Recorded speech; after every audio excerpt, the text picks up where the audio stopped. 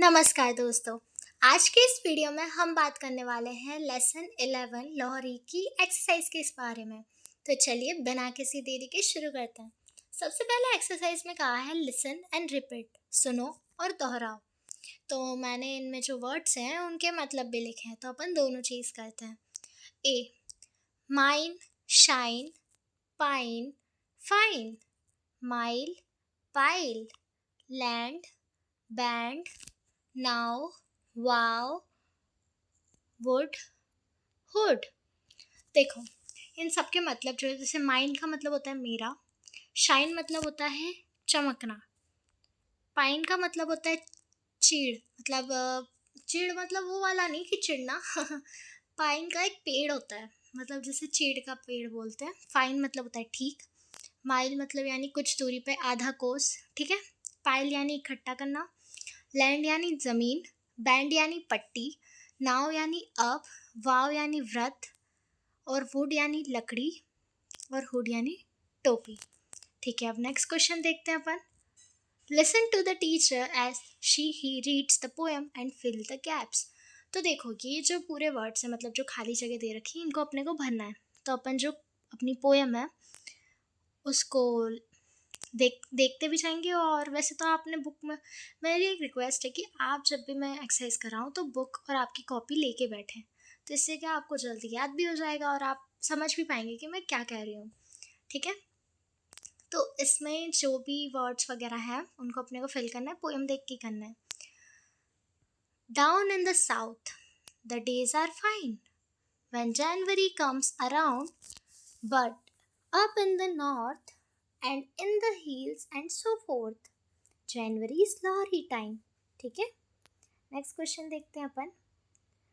Listen to the poem carefully, कविता को ध्यान से सुनो एंड राइट द वर्ड्स, और शब्दों को लिखो फ्रॉम द पोएम, कविता से, that rhyme with the words given below, जो कि नीचे दिए गए शब्दों से राइम खाती है। अब राइम का मतलब क्या होता है, एक जैसा सुनाई देने वाली। जैसे कविता जब भी अपन बनाते हैं, या मतलब जो भी एक इंसान कविता लिखता है, तो वो ऐसे लिखता है ना कि अपन को सुन के अपन गा सकें उसको एक तरीके से राग में जैसे मछली जल की रानी, जीवन उसका पानी है। तो रानी, पानी, अब वो सुन के एक जैसा साउंड जा रहा है ना, ताकि अपन थोड़ा राइम बना सके। जो एंड के साउंड्स एक जैसे होते हैं, जैसे कि पाइन का अपने जो अपन बुक में देखेंगे कविता में, वो फाइन है। फाइल का है पाइल। ब्लेम का फ्लेम। कट्स का नट्स। लेटर का बेटर। टर्न का बर्न। ठीक है, अब कंप्रहेंशन में क्या है अपने। ए, आंसर द फॉलोइंग क्वेश्चन, नीचे दिए गए प्रश्नों के उत्तर दीजिए। तो ये जो सारे क्वेश्चंस हैं इनके मैं आंसर्स भी आपको दिखाऊंगी। उसके अलावा मैं आपको ये भी बताऊंगी कि मैंने इसको पोएम में से कहाँ से लिखा है। इसी तरीके से तो आप सीखेंगे ना। तो what is the poem about, ये तो जायज़ सा क्वेश्चन है कि ये जो कविता है ये किस पे है। तो the poem is about lorry. चलो मैं इसके आंसर भी साथ में दिखाई देती हूँ। The poem is about lorry, लिख भी जाइए, आप वीडियो को रोक के लिख सकते हैं। नेक्स्ट क्वेश्चन देखते हैं अपन। How are the days in the south during January, दक्षिण में जनवरी के समय कैसे दिन रहते हैं। तो ये पहले अपन पोएम में देखते हैं कि क्या बताया गया है।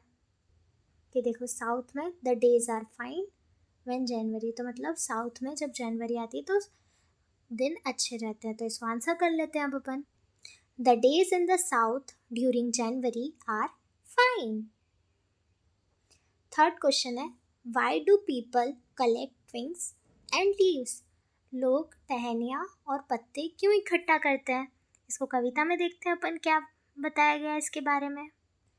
लोहरी के लिए अपन देखो, January Lohri time, we gather up all twigs and leaves, अपन लोहरी के लिए ट्विंग्स यानी टहनियाँ और पत्ते इकट्ठा करते हैं। People collect twigs and leaves to burn to celebrate Lohri, लोग टहनियाँ और पत्ते जलाने के लिए, ताकि वो लोहरी को मना सके, ऐसे इसलिए इकट्ठा करते हैं। अब फोर्थ क्वेश्चन देख लेते हैं। फोर्थ है, what goes from hand to hand, एक हाथ से दूसरे हाथ क्या जाता है। देखो, ये बुक के जो पोएम थे उसके नेक्स्ट में लिखा था, Nuts and sweetmeats make the ornaments passing from hand to hand. Nuts और जो मिठाइयाँ हैं वो आभूषण बनाते हुए वो लेखक के कहने का तरीका था. From passing from hand to hand, एक हाथ से दूसरे हाथ में जाते हैं. तो इसको अब अपन आंसर के रूप में लिख लेते हैं. Sweetmeats and ornaments of nuts go from hand to hand. Sweetmeats and ornaments of nuts go from hand to hand. एक हाथ से दूसरे हाथ में जाते हैं. अब फिफ्थ क्वेश्चन क्या बोल रहा है कि what according to the poet, क्या मतलब कवि जिस तरीके से बता रहा था उस हिसाब से क्या is not good for the environment, जो कि पर्यावरण के लिए अच्छा नहीं है. तो देखो, for the environment this is not so good, the air gets polluted. तो कवि के अनुसार पर्यावरण के लिए क्या अच्छा नहीं है, तो पर्यावरण के लिए क्या ये अच्छा नहीं है कि अपन लॉरी जलाते हैं जिसमें अपन लकड़ियाँ जलाते हैं, तो इससे क्या बहुत वायु प्रदूषित होती है. ठीक है, ये अच्छा नहीं है. इसको अब अपन आंसर के रूप में देखते हैं. अकॉर्डिंग टू द पोएट, कवि के अनुसार बर्निंग ऑफ वुड, लकड़ी जलाना. इन बॉनफायर्स मतलब जो अपन आग लगाते हैं ना लकड़ी में और ऐसे बैठते भी हैं, गाने वाने गाते हैं, उसमें भी अपन बॉनफायर ही कहते हैं. तो ऑफ वुड इन बॉनफायर मतलब ऐसे आग जलाना is not good for the environment, वो वातावरण के लिए अच्छा नहीं है. बिकॉज क्योंकि इट कॉजेज वह लॉट ऑफ एयर पोल्यूशन, बहुत ज़्यादा वायु प्रदूषित करता है. ठीक है, अब अगला क्वेश्चन देखते हैं अपन. How can Lohri be celebrated in a better way, Lohri को कैसे अच्छे तरीके से मनाया जा सकता है. तो इसको अपन बेटर तरीके से ऐसे मना सकते हैं. Let's burn our hatred instead of would, लकड़ी की जगह अपन अपनी नफ़रत को जलाएं. And send it up in flames for good, और उसको जैसे आग जलती है तो चिंगारियाँ ऊपर जाती है ना, उसकी तरह उसे भी उड़ा दें. ठीक है, तो इस तरीके से अपन ज़्यादा बेहतर तरीके से भी तो लोहरी मना सकते हैं, ये कवि के अनुसार है. और मेरे हिसाब से तो कवि का कहना बिल्कुल सही है. आपकी क्या राय है मुझे कमेंट बॉक्स में ज़रूर बताइएगा.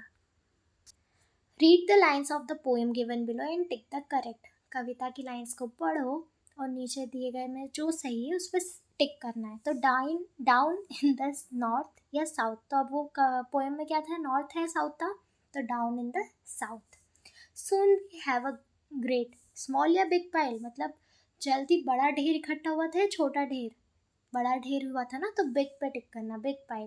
The flame will leap up या डाउन हाई, तो जो आग है मतलब जो लगाते हैं तो उसकी जो चिंगारी है वो ऊपर जाती है नीचे, ऊपर जाती है ना, तो यहाँ पे क्या आ जाएगा अप. Bonfire consume a lot a little wood, तो जब अपन आग जलाते हैं वो बॉन फायर करने के लिए तो उसमें ज़्यादा लकड़ियाँ जलती हैं या कम लकड़ियाँ जलती हैं. देखो, अगर कम चीज़ होती है तो इतनी सोचने की बात नहीं होती ना, तो अ लॉट ऑफ मतलब बहुत ज़्यादा लकड़ी जलती है. Yet there must be good या बेटर वे, इससे कुछ अच्छा तरीका हो सकता है, किसी से अच्छा मतलब कि बेटर, मतलब अपन ने किसी से तुलना करी है तो बेटर होगा. अब अपन राइट द मिसिंग लाइन, इनमें जो लाइन गायब है वो लिखना है. तो कुल अपने को क्या करना है, बुक खोलनी है, बुक में पोएम लिखी हुई है, तो जहाँ भी ये लाइन है तो उसके जो अगली लाइन है उसे लिख देना है.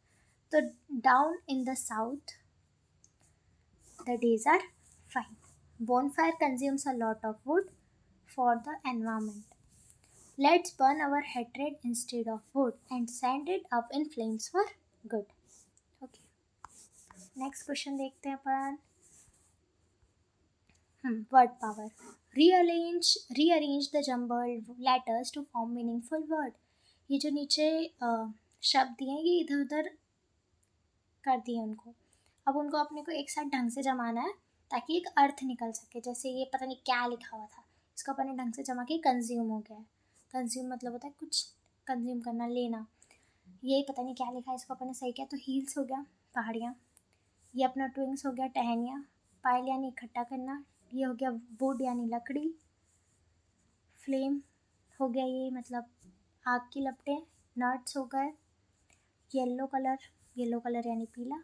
ऑक यानी लोग. ठीक है, नेक्स्ट देखते हैं. Fill in the blank spacing मतलब ये जो खाली जगह है, यूजिंग द करेक्ट वर्ड, सही शब्दों को भरना है. From theirs given in the brackets, ये जो ब्रैकेट्स में देख रखे हैं इनका इस्तेमाल करते हुए इसको भरना है. तो चलिए इस क्वेश्चन को कंप्लीट करते हैं अपन. Sohan always does the easy things first, Sohan हमेशा देखो, इसमें ये बोला है कि इजी और डिफ़िकल्ट, तो सोहन जो है वो हमेशा पहले ये काम करता है फिर उसके बाद ये करता है। तो वो कठिन या सरल, तो अब आप अपने हिसाब से भी लिख सकते हो कि आप कठिन काम पहले करते हो या सरल काम। तो इजी थिंग फर्स्ट मतलब वो आसान काम पहले करता है and leaves the difficult one, और जो कठिन है वो छोड़ देता है।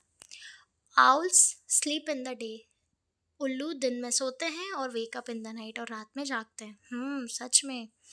Chandra is dash and smart where is her friend Chandni is dash.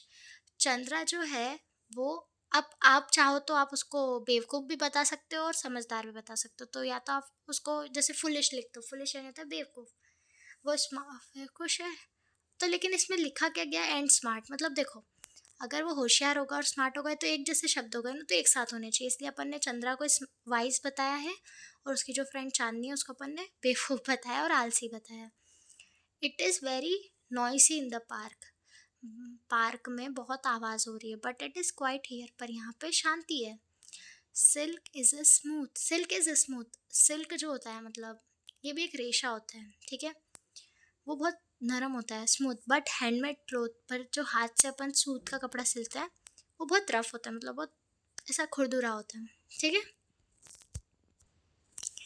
Ji is pronounced in two different ways as G in gap and J in jam. Given below are some words, classify them according to their sounds. देखो, इनका कहने का मतलब है कि जो अपना जी word है ABCDEF जी वाला, उसको अपन जैसे गैप लिख रहे हैं तो उसमें ग की तरह भी इस्तेमाल करते हैं और ज की तरह भी इस्तेमाल करते हैं। तो अलग अलग शब्दों में तो अलग अलग तरीके से इस्तेमाल हो रहा है। तो अब आपको इनको दो अलग अलग बक्सों में भरना है, जैसे जैम और गैप। जैम में ये जो है इसमें ज की तरह यूज़ हो रहा है और गैप में ग की तरह हो रहा है। तो अब मैं क्या करूँगी, जितने भी वर्ड लिखे हैं इनको आपको पढ़ के सुनाऊंगी और मैं चाहती हूँ कि आप खुद इसको लिखें। जैसे give, jam, ginger, grow, get, geometry, grass, guest, giant, geography, जज। ठीक है। अब ये मत कर देना कि जज तो जे से शुरू हो रहा है, नहीं नहीं ऐसे नहीं है। देखो ये जी है ना बीच में, तो इसमें ज जी कैसे यूज़ हो रहा है, ज की तरह हो या ग की तरह हो रहा है। तो आई होप एक बार वीडियो पॉज करके आप फिर से सुन लो और इसे खुद से लिखो, ठीक है। जिंजर, ज्योमेट्री, जाइंट, ज्योग्राफी, जज। Give, grow, get, grass, guest. चलो मतलब भी बता देती हूँ।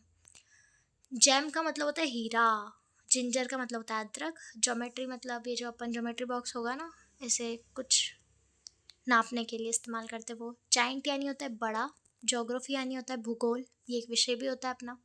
जज मतलब होता है कोर्ट में जो हेड होता है ना, जज, वही। गिव यानी होता है देना, ग्रो यानी बड़ा या उगना, गेट यानी लेना, ग्रास यानी घास अपनी, और गेस्ट यानी मेहमान। ओके, नेक्स्ट देखते हैं। अब अपने को ग्रामर का इस्तेमाल करना है।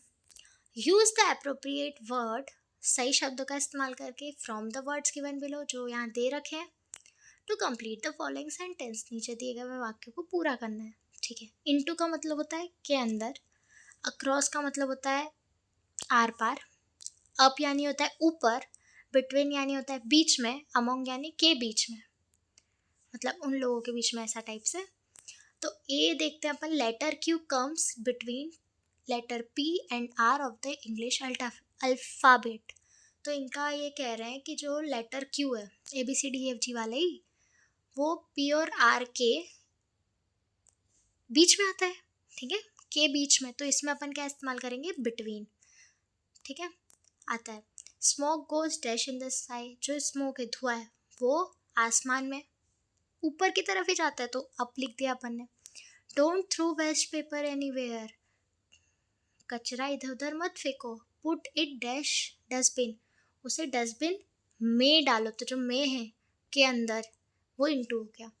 द केट रेन, जो बिल्ली है वो रूम से भाग गई, रूम से मतलब रूम के आसपास से ऐसे भाग गई, तो rain across the room quickly.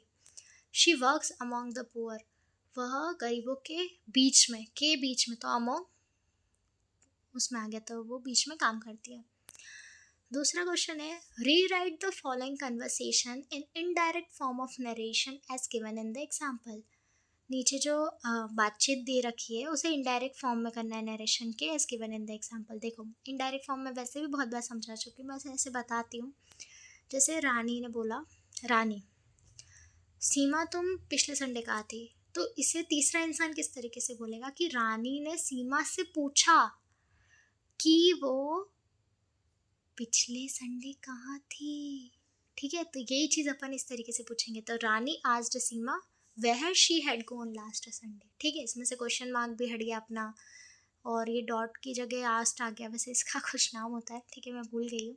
Comma भी चला गया यहाँ से। ओके, अब बाला ने पूछा, Vinita where did you go yesterday. Vinita कल तुम कहाँ गई थी। तो बाला ने विनीता से पूछा कि वो कल कहाँ गई थी, कि वो कल कहाँ गई थी। ठीक है, तो विनीता ने क्या बोला, I went to the market yesterday, मैं कल मार्केट गई थी। तो विनीता ने बताया, तो विनीता रिप्लाइड कि मैं कल मार्केट गई थी, कि वो कल मार्केट गई थी। ठीक है, बाला ने what did you bye there, तुमने वहाँ क्या खरीदा। तो बाला ने विनीता से पूछा कि उसने वहाँ क्या खरीदा। Vinita I bought some vegetable and fruits. Vinita मैंने कुछ फल और सब्जियां खरीदी। तो विनीता ने बताया कि उसने कुछ फल और सब्जियां खरीदी।